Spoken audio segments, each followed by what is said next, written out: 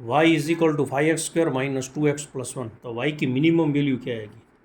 उसके लिए वाई का फर्स्ट डिफ्रेंशिएशन 0 होना चाहिए और सेकंड डिफ्रेंशिएशन है वो ग्रेटर देन 0 होना चाहिए। ये नेसेसरी कंडीशन है वाई मिनिमम की। तो फर्स्ट डिफ्रेंशिएशन क्या आएगा? 5 इंटू x² का आएगा 2x, x का आएगा 1 कॉन्स्टेंट है तो उसका 0, तो ये हो गया 10x माइनस 2 और फर्स्ट डिफ्रेंशिएशन आ जाइए 0, so 10x is equal to 2, x is equal to 2/10, so 1/5। Now check second differentiation. Second differentiation क्या आएगा? फर्स्ट डिफ्रेंशिएशन क्या था? 10x minus 2, so second differentiation आएगा 10, x का आएगा 1, 2 का आएगा 0, तो ये हो गया 10 विच इज़ ग्रेटर देन 0, तो ये कंडीशन भी सेटिस्फाइड होगी।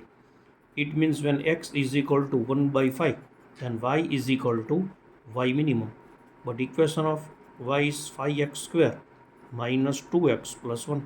Now substitute x is equal to 1/5, x² it means 1/25 minus 2, x is 1/5 plus 1, so 1/5 minus 2/5 plus 1, तो 1/5 minus 2/5 क्या गया? minus 1/5 plus 1, it means 1 minus 1/5, so answer is 4/5.